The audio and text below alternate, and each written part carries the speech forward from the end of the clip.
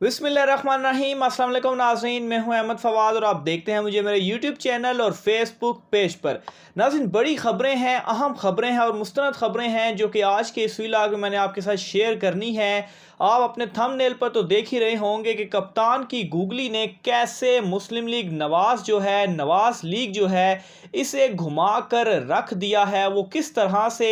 चक्रों में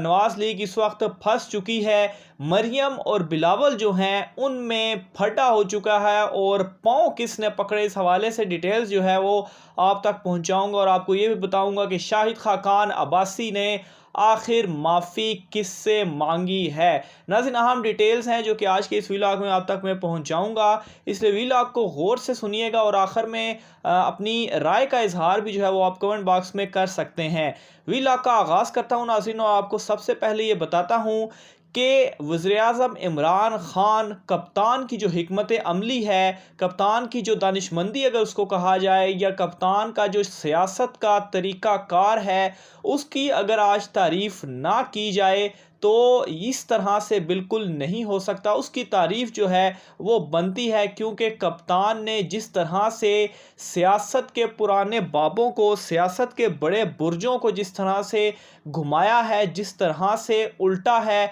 उसकी दाद जो है वो ज़रूर बनती है। ऐसे बुर्ज नाज़रीन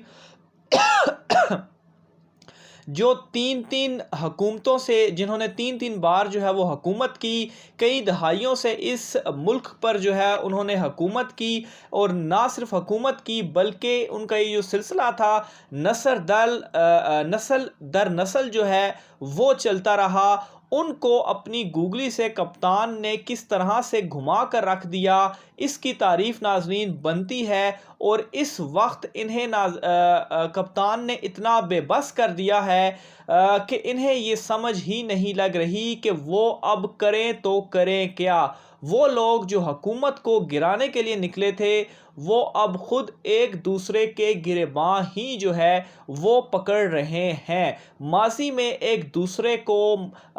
मुल्क दुश्मन कहने वाले और आपस में लड़ने वाले आज जो है वो इसलिए मिले क्योंकि तमाम के मफादात जो थे वो एक थे, और तमाम आपस में मिलकर करप्शन बचाओ मुहिम जो है वो चलाना चाहते थे, लेकिन इसका कोई भी फ़ायदा ना हुआ और कोई भी एक दूसरे के साथ मिलकर ना चल सका, और आपसी लड़ाइयों की वजह से ही अपोजिशन तहस नहस हो चुकी। पीडीएम का हाल आपके सामने है कि किस तरह से पीडीएम जो है वो तहस नहस हो चुकी है। और अब भी जो पीडीएम जो एक बची कुची जिसको जो जलसे भी कर रही है, वो भी अगर उसको ये कहा जाए कि सिर्फ ये अलामती पीडीएम है तो वो गलत ना होगा। ये पीडीएम सिर्फ म्यूज़ियम में रखने के लायक है, जहाँ पर बताया जा सकता है कि ये कोई एक पीडीएम थी जो कप्तान को गिराने निकली थी, तो ये कहना गलत ना होगा। और इन तमाम मामलात में अगर सबसे ज़्यादा जो कोई काबिल तर्स शख्सियत है तो वो मेरे ख़्याल से मौलाना फजल रहमान जो हैं वो होंगे, क्योंकि वो बड़ी कोशिशें करते रहे कि किसी तरह से नून लीग और पीपल्स पार्टी को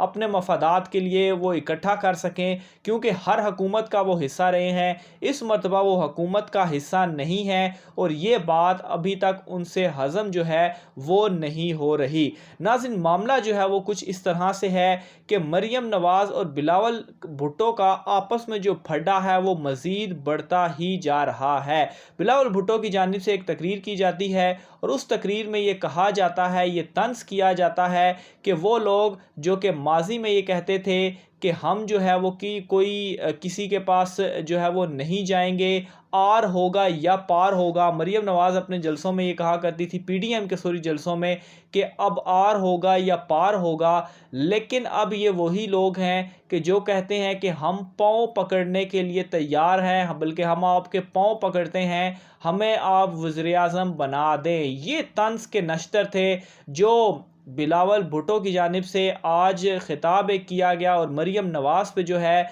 वो ये तंज़ किया गया। دوسری جانب مریم نواز یہ کہتی ہیں کہ کوئی ڈیل جو ہے وہ نہیں ہو رہی، کوئی ڈیل نہیں ہو رہی، لیکن اطلاعات اور جس طریقے سے معاملات سارے چل رہے ہیں شہباز شریف کے، تو اندر خانے یہ جو کوششیں ہیں یہ چل رہی ہیں کہ کسی طرح سے معاملات کو جو ہے وہ درست کیا جائے۔ اب ناظرین، شاہد خاقان عباسی کی جانب سے معافی بھی مانگی جاتی ہے۔ آج کچھ معاملہ اس طرح سے ہوا کہ ایک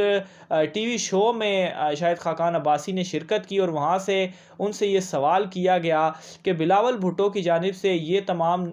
جو چیزیں ہیں یہ آپ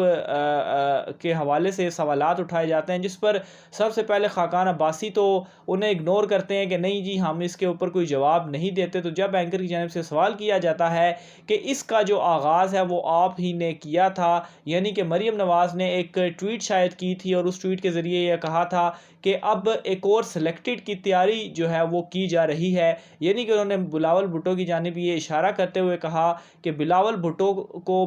سلیکٹرز جو ہیں وہ تیار کر رہے ہیں سلیکٹ ہونے کے لیے، جس کے بعد بلاول کی جانب سے یہ تمام تر چیزیں سامنے آئی ہیں۔ تو جس پر شاہد خاقان عباسی نے کہا ہے کہ اچھا ایسا ہوا ہے تو اس معاملے پر میں جو ہے وہ معافی مانگتا ہوں، یعنی کہ ناظرین کبھی یہ پاؤں پکڑتے ہیں، کبھی یہ معافی مانگتے ہیں، اور جس طرح سے پی ڈی ایم ٹوٹنے کے بعد بلاول بھٹو ایک اگریسو سیاست انہوں نے شروع کی اور جس طرح سے مسلم لیگ نون کے اوپر انہوں نے طنز کیا، ان سے سوالات ان کے اوپر اٹھائے، اور اس کے بعد مسلم لیگ نون کی طرف سے رویہ، یعنی کہ کوئی بھی رہنما جو ہے وہ پیپلز پارٹی کو جواب نہیں دینا چاہتا۔ اس کی وجہ کیا ہے؟ کیا پیپلز پارٹی کے سامنے مسلم لیگ نون جو ہے وہ جھک چکی ہے؟ کیا وہ یہ چاہتے ہیں کہ وہ واپس پی ڈی ایم میں آ جائیں؟ کیونکہ ان کے بغیر ان کا کوئی بھی گزارا جو ہے وہ نہیں ہونے والا۔ مسلم لیگ نون جو کہ اس وقت انٹرنلی طور پر اتنے شدید اختلافات کا انہیں سامنا ہے مریم نواز اور شہباز شریف کی وجہ سے کہ پارٹی جو ہے وہ تقسیم ہو کر رہ چکی ہے، اور میرے خیال سے جو ان کے کارکنان ہیں وہ شاہد خاقان عباسی ہوں، رانا ثناء اللہ ہوں یا کوئی بھی ہوں، انہیں خود ہی اب یہ سمجھ نہیں لگ رہی کہ آخر وہ جائیں تو جائیں کس کی طرف۔ وہ شہباز شریف والی سائیڈ پر جائیں جو کہ مفاہمت کی طرف لے کر جا رہے ہیں، جو کہ سب کو خاموش کرا رہے ہیں، جو کہ کچھ بھی نہیں بولنے دے رہے، یا دوسری طرف مریم نواز کی طرف جائیں جو کہ ان کی جو میڈیا ٹاک سے یا تقریروں سے تو وہ لگتا ہے جی کہ بڑی وہ اگریسو ہیں اور بڑا ان کا ووٹ کو عزت دو کا نعرہ ہے، لیکن اندر ہی اندر جو ہے وہ ان کا ٹویٹر اکاؤنٹ بھی خاموش ہو جاتا ہے۔ آپ نے نوٹ کیا ہوگا کہ گزشتہ کچھ ہفتے سے مریم نواز جو ہیں وہ ٹوٹلی ان کا ٹویٹر اکاؤنٹ جس طرح کہ ہر چھوٹی چھوٹی چیز کے اوپر ان کی ٹویٹس آ جایا کرتی تھی، اور اس دوران جو بڑے اہم معاملات، ایک کشمیر الیکشن کی کمپین بھی چل رہی ہے، اس کے علاوہ جو قومتی سلامتی کمیٹی کا جو اجلاس ہوا تھا جس میں بریفنگ دی گئی، اس میں بڑے اہم معاملات ہوئے تھے، لیکن مریم نواز کا اس کے اوپر کوئی ٹویٹ جو ہے وہ نہیں آتا۔ اس کے علاوہ وزیر اعظم عمران خان کی جانب سے جو اڈے نہ دینے والا فیصلہ ہوتا ہے اس کے اوپر مریم نواز کی جانب سے کوئی ٹویٹ نہیں آتا، اور یہ وہی مریم نواز ہیں کہ جو ہر چھوٹی سے چھوٹی چیز پر ٹویٹ جو ہے وہ کر دیا کرتی تھی، لیکن آج کل اس طرح کی اگریسو ٹویٹس جو ہے یا اس طرح کے اگریسو بیانات ان کے اس طرح سے نہیں آ رہے، تو اوبیسلی پارٹی بھی اندر سے اس وقت کنفیوژن کا شکار ہے کہ وہ آخر ابھی جائیں تو جائیں کس سائیڈ پہ، اس طرف جائیں یا اس طرف جائیں، جس کی وجہ سے ان کی جانب سے شاید یہ پیپلز پارٹی کو بھی جواب جو ہے وہ نہیں دیا جا رہا، اور پیپلز پارٹی اوبیسلی اپنی طرف سے اس حوالے سے تو کلیئر ہے کہ انہوں نے مسلم لیگ نون کے ساتھ اب ہاتھ جو ہے وہ نہیں ملانا، کیونکہ ان کے اپنے الزامات ہیں کہ مسلم لیگ نون نے جو ہے وہ پہلے انہوں نے پی ڈی ایم میں شمولیت اختیار کی اور پی ڈی ایم بنائی اور اس سے اگریسو سیاست شروع کی، اور بعد میں وہ یہ کہتے ہیں کہ ہم پاؤں پکڑنے کے لیے تیار ہیں۔ تو انہوں نے کیا کیا؟ انہوں نے دھوکہ دیا ہمیں، اس لیے ہم ان سے جو ہے وہ علیحدہ ہوتے ہیں۔ لیکن مسلم لیگ نون جو ہے وہ یہ کہتی ہے کہ ہمیں پیپلز پارٹی والوں نے دھوکہ دیا، انہوں نے ہماری بات نہ مانی، یا پی ڈی ایم میں جو چیزیں طے ہوئی تھی انہوں نے ان چیزوں کو نہیں مانا، اس لیے ہم ان سے علیحدہ جو ہو رہے ہیں۔ لیکن یہ جو پھڈا ہے مزید دن بہ دن بڑھتا ہی جا رہا ہے، اور مولانا فضل الرحمان بیچارے آج کل آپ ان کو دیکھتے بھی ہوں گے کہ چہرے سے ان کی پریشانی اس طرح سے لٹک رہی ہے، اتنی زیادہ کنفیوژن ہے کہ انہیں خود بھی اب سمجھ نہیں لگ رہا کہ وہ آخر کریں تو کریں کیا۔ اسی طرح سے جو پی ڈی ایم کا سوات میں جلسہ ہوا اس میں بھی آپ نے دیکھا کہ مریم نواز کو روکا گیا شہباز شریف کی جانب سے کہ وہ نہیں آئیں گی اور وہ خود وہاں پر گئے, وہاں پر تقریر کی. اسی طرح سے جو کشمیر الیکشن کی کمپین ہے اس حوالے سے بھی دونوں میں آپس میں پھڈا چل رہا ہے کہ وہ کمپین کون چلائے گا. 8 جولائی کو مریم نواز کا جو پہلا جلسہ ہے کمپین کا, اس سے وہ خطاب کریں گی, لیکن اس میں شہباز شریف جو ہے وہ شرکت نہیں کر رہے. تو آخر جہاں مریم ہوتے ہیں وہاں شہباز نہیں ہوتے, تو جہاں شہباز ہوتے ہیں تو وہاں پر مریم جو ہے وہ نہیں ہوتے. تو یہ تمام تر وہ چیزیں ہیں اور یہ وہ تمام اپوزیشن ہے جو کہ کپتان کو گرانے کے لیے نکلی تھی, لیکن اس وقت ان کی اپنی حالت اتنی پتلی ہو چکی ہے کہ انہیں یہ معلوم نہیں ہے کہ یہ کیا کریں, اور انہیں اب یہ واضح ہو چکا ہے کہ 2023 کے انتخابات بھی ان کے ہاتھ سے نکل چکے ہیں. بہرحال ناظرین, اس حوالے سے جو بھی مزید عام ترین ڈیٹیلز ہوتی ہیں وہ بھی آپ کی خدمت میں جو ہے وہ ہم سامنے رکھتے رہیں گے. آج کے ویلاگ سے اتنا ہی, مجھے اجازت دیجیے, اللہ حافظ.